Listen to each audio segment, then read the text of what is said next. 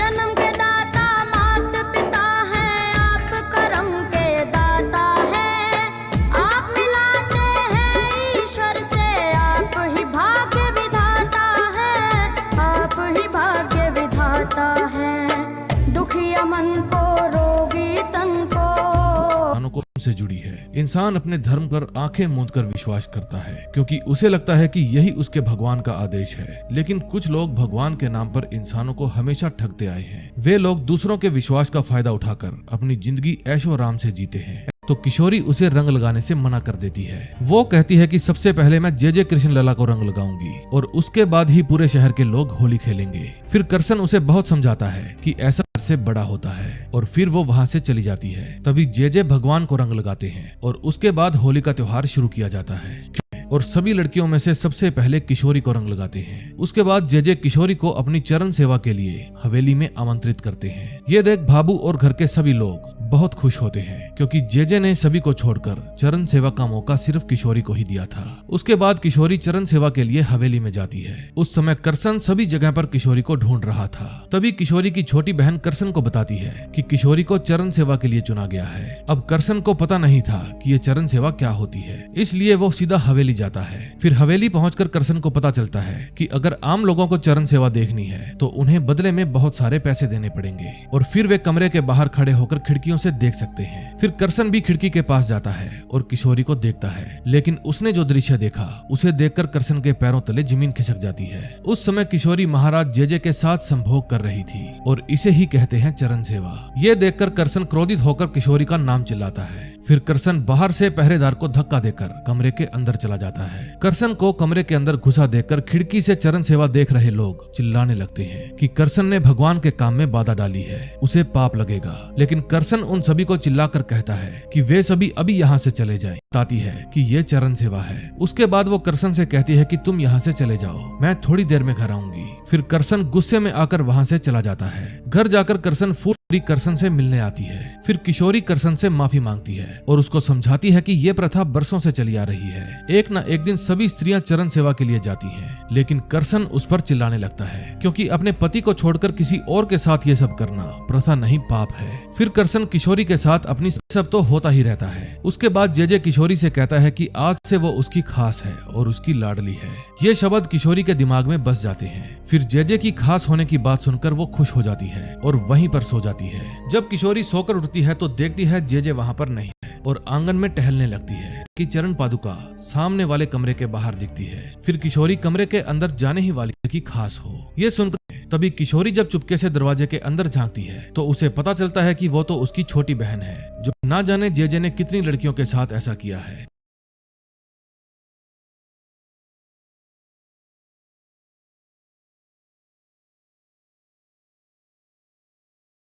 वैष्णव समाज में कि भाई जब भी लड़का शादी करेगा तो पहली रात लड़की सोने के लिए लाला के पास जाएगी।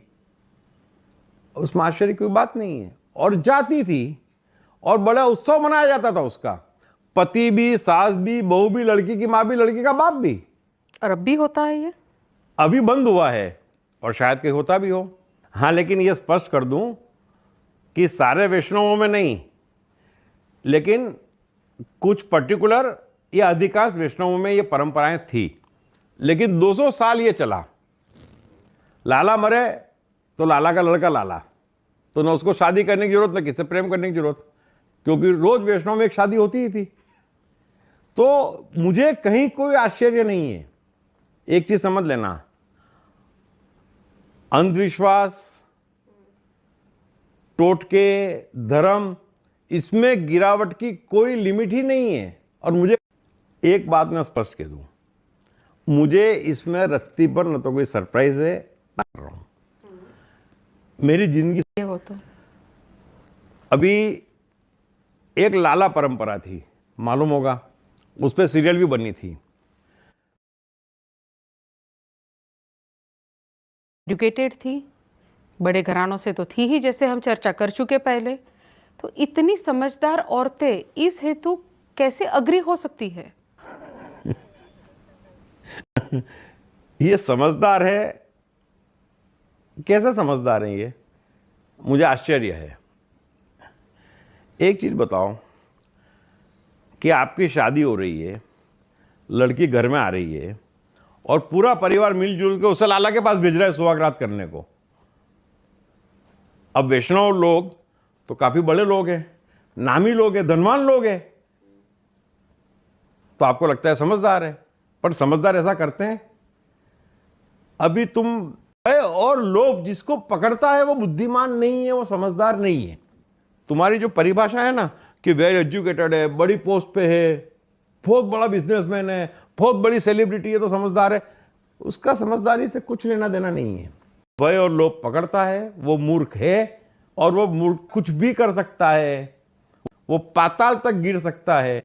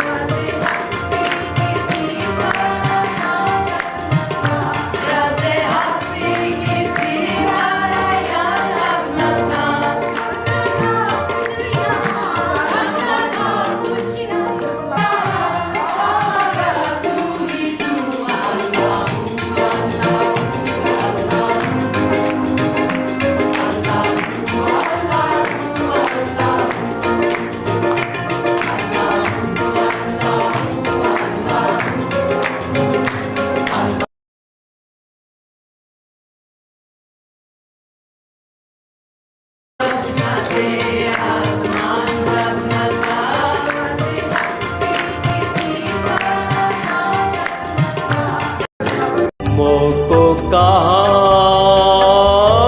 ढूंढे रे बंदे, मैं तो तेरे पास में। मोको कहाँ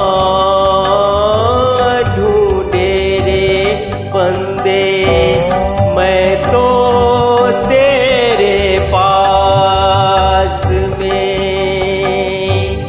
भारत धर्म आपसे अपील करता हूँ, आला अवतार, ये एक्चुअली अपने को मजबूत बनाइए, कद्दू नहीं बल्कि इस्पात बनाइए और भारत को महान बनाइए, शक्तिशाली बनाइए। सही नहीं उचित जवाब दीजिए। मुझे माँ ने बचपन में ही बताया था, 9-10 की उम्र में, कि तुम अलौकिक शक्ति संपन्न पुरुष हो। 9-10 की उम्र में ही बताया था कि तुम्हें बचपन में मुश्किल से 4 से 5 साल की उम्र में एक पागल सांड ने जब तुम्हें सैकड़ों नहीं हज़ारों की भीड़ के बीच में देख लिया तो तुम्हारे सामने में आके शांत हो गया सूंघ के, और सभी आदमी एकदम उंगली दबाए हुए थे कि अब कुचलेगा, अब मारेगा, लेकिन वो सूंघ के इसके बाद चला गया। उसी तरह से एक पगली जो गांव में हरहोर मचाए हुए थे, वो तुमको आकर के प्यार करके चली गई।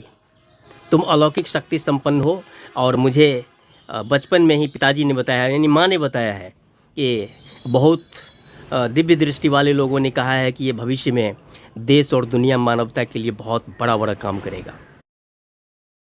जिसका उम्र पार करने के बाद अपने की समीक्षा करता हूँ सफ़र की, तो देखता हूँ कि माँ ने जो कहा था वो बात एकदम 100% सही निकला कि तुम महाशक्ति का अवतार हो। क्योंकि मैंने अपने सफ़र में देखा कि जिस दुकान पर लोग ग्राहक नहीं जा रहे हैं वहाँ मैं चला जाता था तो ग्राहक लगातार आने लगते थे। जिस टेम्पो पर बैठ जाता था वो खाली था, लेकिन मेरे बैठने के बाद वो भर जाता था। जिस होटल में खाली था, खाना खाने के लिए चला जाता था, वहीं लोग भीड़ लगा देते थे। जिस बिजनेसमैन का काम नहीं चल रहा है उसके दुकान पर चला जाता था, उसका ग्राहक की संख्या लगातार बढ़ने लगती थे। कुछ लोग तो यहाँ तक बताए अपना अनुभव कि हम मेरा कठिन काम था, लेकिन जब जब मैंने आपको बचपन में चाहे कभी भी सफ़र में निकलते वक्त देख लिया तो मेरा जतरा बन गया और मेरा काम संपन्न हो गया। आप वाकई कुछ अलौकिक प्रतिभा संपन्न हो। ऐसा बाद में मैंने महसूस किया कि मैं देखता हूँ कि कुत्ते का झुंड, यहाँ तक कि पागल कुत्ते का झुंड ये पूँछ हिलाने लगते हैं कि एक्चुअली जब हम चनपटिया में थे तो चनपटिया में चिड़िया यानी चुरमुन्नी यानी गोरैया हमारे घर में आकर के न सिर्फ खोता बनाया और बच्चे दिए, बल्कि हमारे बेड पर, हमारे मच्छरदानी के ऊपर में आके सोते थे। और सबसे अजीब बात हमने देखा कि जब मेरा वहाँ से ट्रांसफ़र हुआ तो 3 दिन पहले से ही उसे एहसास हो गया था। और पहले सिर्फ एक जोड़ा रहता था, लेकिन 3 दिन पहले देखे कि 5-6 आ गया, फिर देखे कि 10-12 आ गया, और जिस दिन निकले उस दिन 200-250 चिड़िया का एकदम झुंड पूरे घर में चाय चाय चाय चाय चाय करने लगा। मैं समझ गया कि हमको विदाई करने के लिए आया है। मैं नम आँखों से उन गोरैयों को विदाई दिया और फिर वहाँ से चला आया। मैंने अभी देखा है खजौली में कि जब तक मैं वहाँ रहा, खजौली में लगातार बुलबुल एकदम निश्चिंत होकर के पति पत्नी और बच्चे हमारे घर में कई बार अपने बच्चों को जन्म दिए और हम पर छोड़ के चली जाती थी कि हमारे बच्चे का परवरिश करेगा। हमने देखा है कि जहाँ भी हम चले जाते हैं, ठूठ पौधे में भी हरे भरे फूल पत्तियाँ खिल करके और फलों से लदने लगते हैं, एंड सो ऑन। और इसके ठीक विपरीत हमने देखा है कि जिसने भी हम पर कुछ गलत किया या फिर गलत सोचा या फिर मारने की भी कोशिश की, मैंने देखा कि टोला से लेकर के, गांव से लेकर के ऑफिस तक, चाहे वो डीएम केपी रमैया हो, चाहे बड़ा बाबू तरुण जी हो, वो तो जेल गया डीएम केपी रमैया, और बड़ा बाबू को पत्नी बच्चे मार करके कुआं में डाल दिए। किसी को कैंसर हो गया, किसी का बेटा सल्फस खा के मर गया, किसी के शरीर में स्वतः आग लग गया, एंड सो ऑन। बड़ी दुर्गति हुई। मैं भगवान से हमेशा प्रार्थना करता रहता हूँ कि भैया ऐसा मत करना, लेकिन हमने देखा है कि ऐसा होता है। मेरे हजारों स्टार मेकर पर फॉलोअर्स हैं जो मेरे गीत को सुन करके कहते हैं कि आप में अलौकिक शक्ति संपन्न है, क्योंकि आप जिस भी गीत को छूते हैं उसकी नेकेड सत्य व्याख्या करके जीवन और जगत के सभी पक्षों को हृदयंगम करा देते हैं। और कुछ लोग कहते हैं कि आप तो मेरे सोलर सिस्टम हैं, तो कुछ लोग कहते हैं कि आप तो मेरे ब्रह्मांड हैं। डीएम सहित कहते हैं कि आप में अलौकिक शक्ति गॉड गिफ्टेड है और आपकी आवाज़ में एक अलौकिक जादू है। आश्चर्यजनक म्यूजिशियन है। कोई कहता है आप मेरी आत्मा की आवाज़ हो, तो कोई कहता है भावना की आवाज़ हो, और कुछ कहता है कि एक्चुअली आपसे सर मैं मिलना चाहता हूँ। और ऐसा कमेंट ये नहीं, हिंदुस्तान के सभी शहरों से तो आते ही हैं। भूटान की राजधानी थिम्पू से देख रहे हैं कि मेरे आप स्टार मेकर भारत निर्मात्री समाज पर देखेंगे तो हजारों थिम्पू से आ रहे हैं, भूटान से, काबुल से आ रहे हैं, अफ़गानिस्तान से, कोलंबो से आ रहे हैं, श्रीलंका से, माले से आ रहे हैं, एंड सो ऑन। तो निश्चित रूप से लगता है कि माँ की बात सही थी कि कुछ ना कुछ गॉड गिफ्टेड है जो हमको मिला है, इसीलिए कि तुम गांधी नेहरू अवतार के रूप में, एक्चुअली देश अरविंद के अवतार के रूप में भारत धर्म के रूप में स्थापित करते हुए भारत को एक महाशक्ति बनाओगे। मुझे ब्रह्म मुहूर्त में मेरे जीवन के दूसरे रूप को दिखाओ और भारत का उद्धार करो। यानी अपील करता हूँ, आइए आज तक हमसे जो प्रेम किया उसकी उन्नति हुई, कोई डॉक्टर बना, कोई कलेक्टर बना, और जिसने भी बाधा पहुंचाया, शूटर से मरवाने की कोशिश की, तो कलेक्टर कम कमिश्नर केपी रमैया जेल गया, किसी का बेटा सल्फस खा के मरा, कोई बड़ा बाबू को पत्नी बेटा मार करके कुआं में डाल दिया, किसी को बच्चा नहीं हुआ, तो किसी को सिलेंडर से स्वतः आग लग गया, तो किसी का ब्रेन हेमरेज हो गया। मैं उस मिशन पर निकला हूँ कि भारत, पाकिस्तान, बांग्लादेश को एक करके विकसित राष्ट्र बना करके भारत को विश्व में वो सम्मान दिलाऊंगा जो एक्चुअली कालिदास के समय में था, चंद्रगुप्त मौर्य के समय में था, अशोक के समय में था।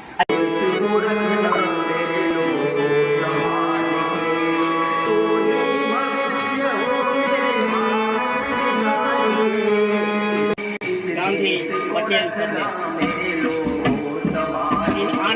मेरी है और ये फटका रहा है।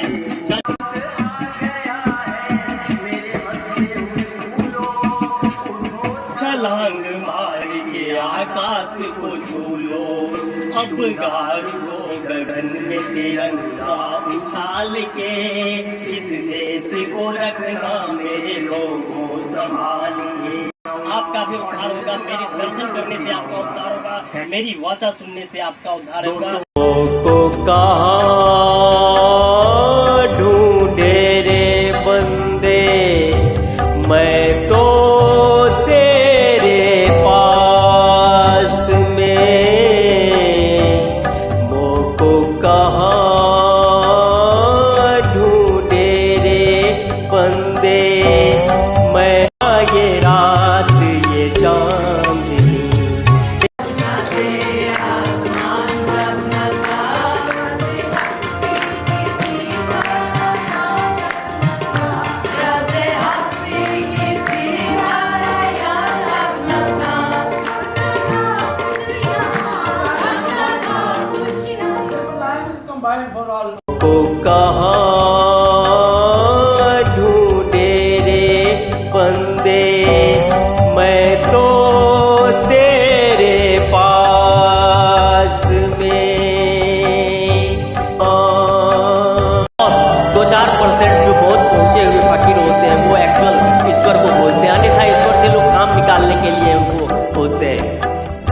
ना तीरथ में ना मूरत में ना एकांत निवास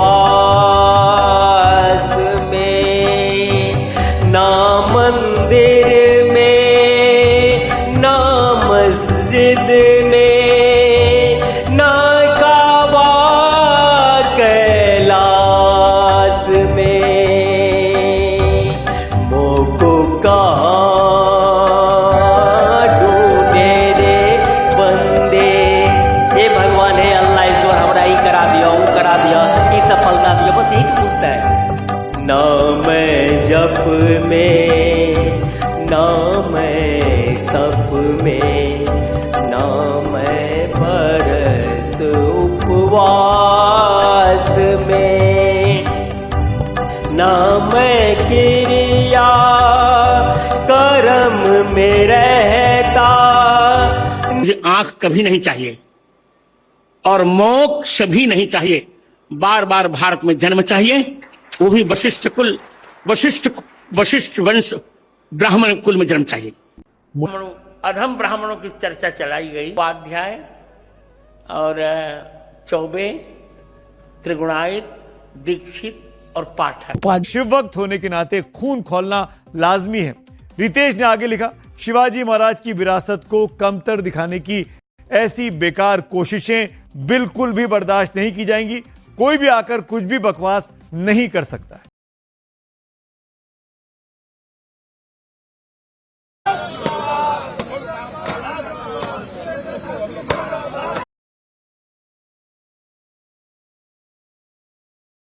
में रहता नहीं जोग संन्यास में।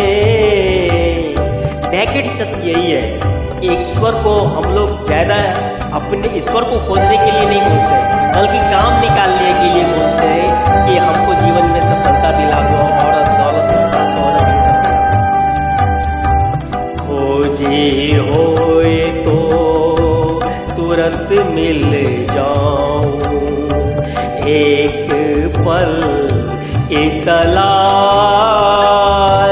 में। कहने के सत्य सुनो भाई साधो, मैं तू हूँ आस्था श्रद्धा विश्वास में। मोको कहाँ ढूंढे रे बंदे, मैं तो तेरे पास में। जी हाँ, नेकेड सत्य यही है कि वो अंतर्यामी खुदा गॉड अपने पास एकदम नजदीक अपने आप में है, बस हमारे प्रेम में है। जो एक्चुअली धर्म कहता है कि परहित सरिस धर्म नहीं भाई, भारत धर्म यही कहता है, नेकेड सत्य यही कहता है। नेकेड सत्य, भारत धर्म की जय।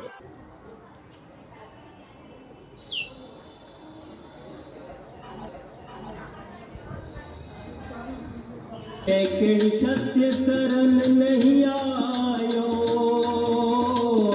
नेकेड अब ये फुलसुंगी अपने अंडा को से रही है, 3 अंडा दिया है।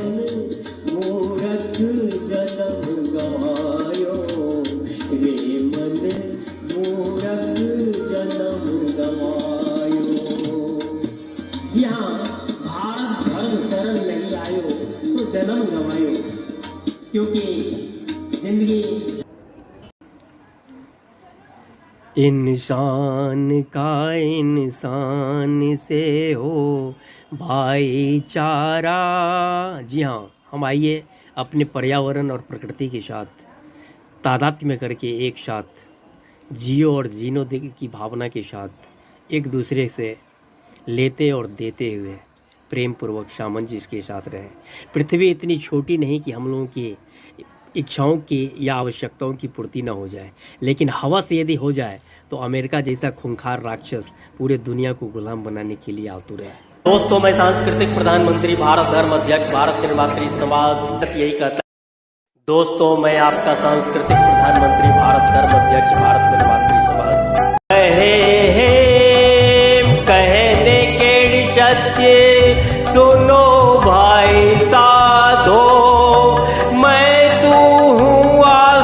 श्रद्धा विश्वास में मैं तो तेरे पास में।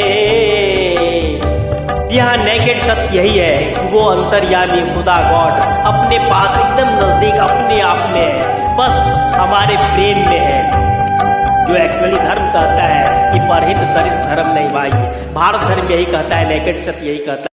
आपसे अपील करता है कि आप किसी गुरु के बहकावे में आकर के अपने इस संसार को माया ना कहें, मोह ना कहें, उसके प्रति कर्तव्यों से भागे नहीं, पलायन नहीं करें, कहीं कोई शांति नहीं मिलेगी, क्योंकि आपका पेट आपके साथ है। और आप कितनी भी तपस्या करेंगे तो झूठा आप बोलेंगे कि मैं खाता नहीं हूं, लेकिन आपको खाना है और आप ठग के या भीख मांग के खाएंगे। और एक्चुअली भीख मांग के खाना सबसे बड़ा पाप है। संसार को कुछ न कुछ, अपने परिवार को कुछ न कुछ, अपने समाज को कुछ न कुछ दे के जाइए। यही एक्चुअली महान हिंदू धर्म और भारत धर्म है। और इसके लिए मैं भी आपसे अध्यक्ष भारत निर्वात्री समाज की ओर से अपील करता हूं, आइए और अपने देश समाज को खुशहाल बनाएं। हुआ कि कोई अल्लाह अकबर, जय बजरंगबली, राधे राधे या अली करके कोई भारत को गोल्डन मेडल ओलंपिक में जीता है क्या? बगैर साधना की कोई नहीं जीतता है।